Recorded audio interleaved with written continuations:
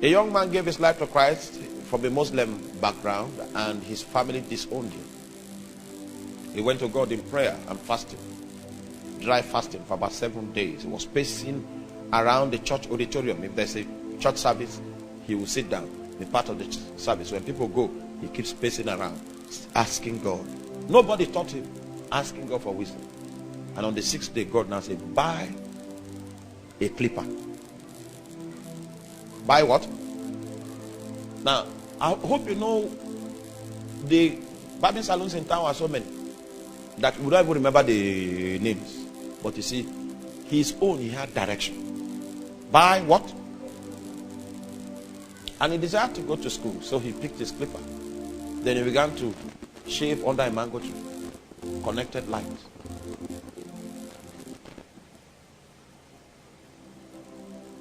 Surprisingly, people will leave an air-conditioned barbing salon and come to him under the mango tree. Meanwhile, he used them to learn.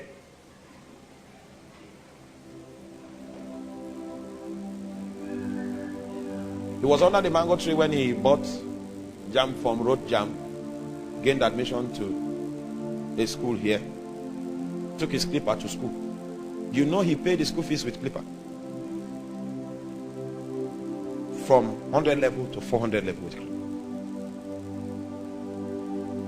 He works after school, and Saturday is his market day, and he doesn't work on Sunday. He got the money to pay for his school fees with what? And surprisingly, not a change of clipper. This first clipper he bought is what he used to train himself to have degree. Because God said what? He got a degree after 5 years in one of the courses in engineering. Then he now felt he was an engineer, right? So he threw the clipper away and then went around for 2 years with the paper. Then when he went to pray again, he said, why did you throw away the clipper? He now apologized, went back, looked for the clipper, put oil, and started again.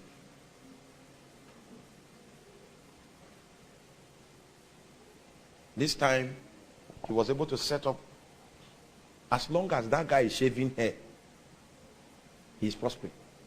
So he now said, this thing is too much. Put some people there, travel to, what's that country? In Europe?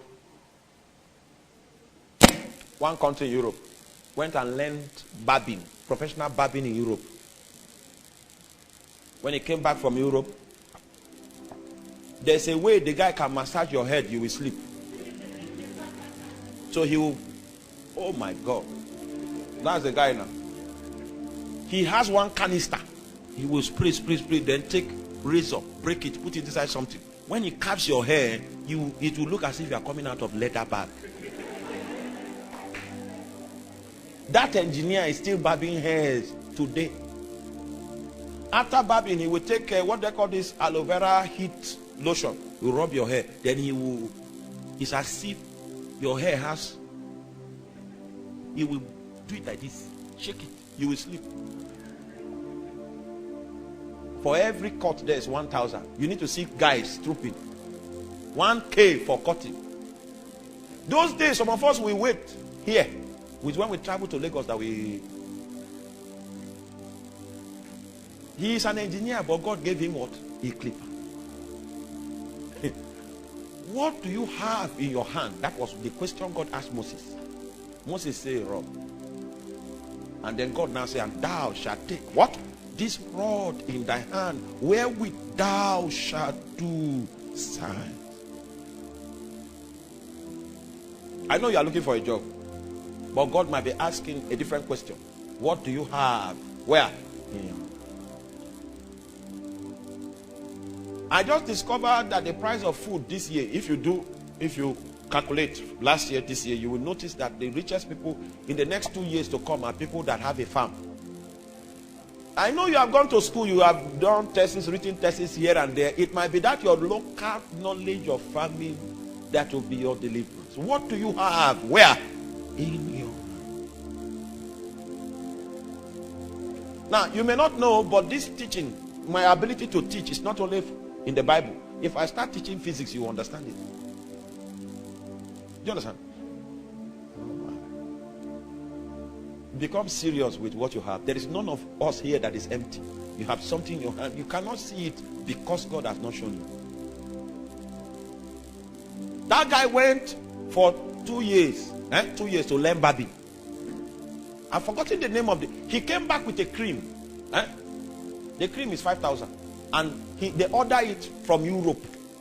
If he uses that cream to put on your face, all the pimples will disappear. Your face will come out as if Jesus. Just they'll put it like that. Then they will take towel, put in water, and clean your face. All the pimples will clean out. Jesus. I was watching God. Chief Don came out of that place fine. He was fine.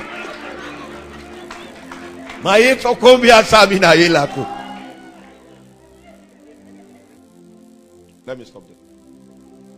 What do you have in your hand? That's my question. The last time I had to go and check. What are the tools? What tools? What tools? In the day of recession, we look for men that have tools. What do you have in your hand? Moses said what? A rod. He said, that's good enough for me. You will take this rod in thy hand. Where you are looking for a big idea. No, God never blesses a man with a big idea. Very small, slender, everyday idea. All right? The one you don't like, that's where he will anoint. And anytime you do it, there'll be grace to establish you. Forget about the certificate. It's not all of us that God will use the certificate as the strategy. Some of us, God will use your certificates as the strategy to put you where he wants to be. All right? Some others, he will just ask for something that is in your hand. Finally, we want to pray again. Lord, give us direction. Direction. Show me that thing that is beside me that I've not seen. Open my eyes to see it. The advantage you gave me that I've despised all these years. What do you have in your hand? What do you have in your hand? What do you have in your hand? And thou shalt take this rod in thy hand, wherewith thou shalt do signs. Take the rod in your hand. There is a rod for every man. And until you find that rod, you will not know what God has decided to anoint. And if you know this is the rod God has given you, you'll be serious with it. You'll be serious with it. It doesn't take so much for you to prosper. God knows how to take his people to the wilderness and they can feed fat. But the Bible says that he brought them forth with silver and gold, and there was none feeble among their tribe. Don't despise that which God gave you. He doesn't need greater than that to make you great in the earth. All that is required is for the grace of God to come upon that which God has given you. What do you have in your hand? What do you have in your hand? Some of you think you need a miracle. No, you need a revelation. You need direction. That which God has given you, you can accomplish a lot with it. And the time has come for us to come under the searchlight of God, for him to unveil what he has given unto us. We ask, oh God, that you quicken the heart of everybody. Let us see our strengths. Let us see the things that you have given us, so that we can go to work and that your blessings will begin to flow in our lives. What do you have in your hand? What do you have? What do you have? What do you have? What do you have in your hand? There are some of your spiritual gifts that have physical applications. What do you have in your hand? What do you have in your hand? And thou shalt take this rod in thy hand, wherewith thou shalt do signs. For some of you that have casted away the rod, you were using the rod before, but maybe you got a qualification and you felt, oh my God, it was the rod only blessed you for for the time that it was relevant and you cast it off. It's time to retrieve it again. What do you have in your hand? Get that rod back. Get it back. Get it back. That is what God has decided to anoint in your life. And as long as the anointing of God is upon it, it will produce results. The curse of the recession will not affect it. Thou shalt hear a voice behind you say, this is the way. Walk in it. Kabolonosika patali mahambala haria sumana.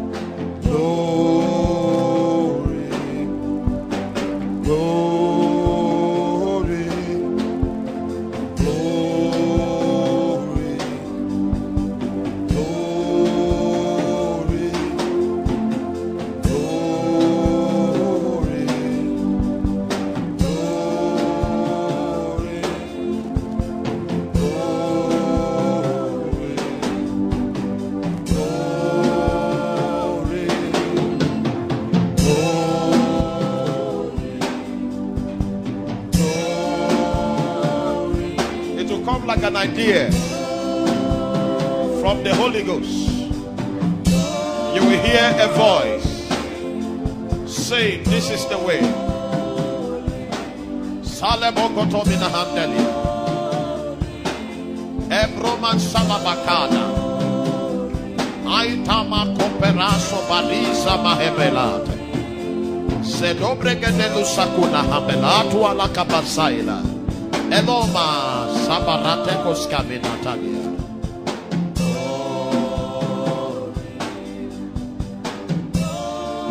Sabobobobo Sika Baratos Kebriata Mahan. La Habaratu Atekasibria.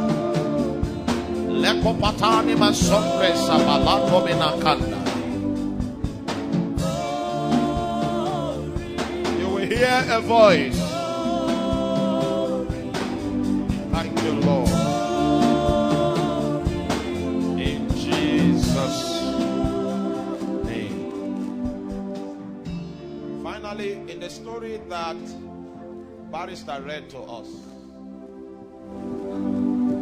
about one of the sons of the prophets, one of the disciples under Elisha's ministry, that was notable for his righteousness, unfortunately died. Then the widow came.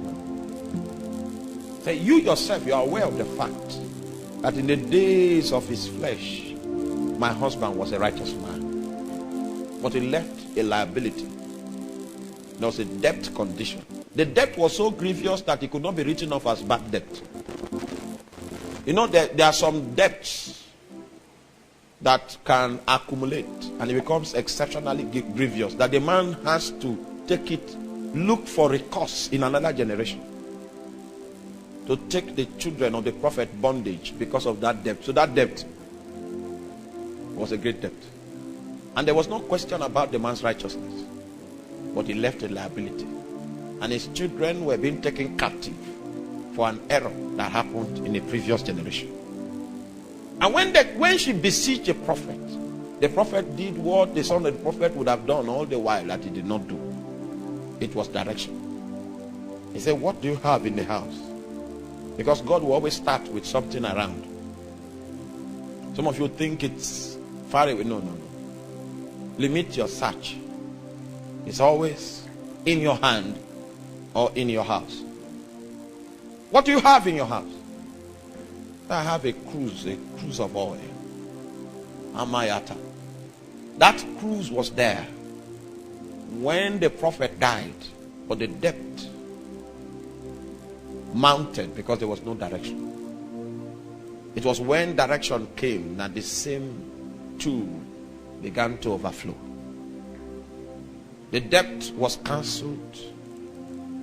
The economic reality totally transformed just because of one direction. And we have the Holy Ghost. Abba. There is no situation that you find yourself in that one direction cannot pull you out. Don't be afraid to look.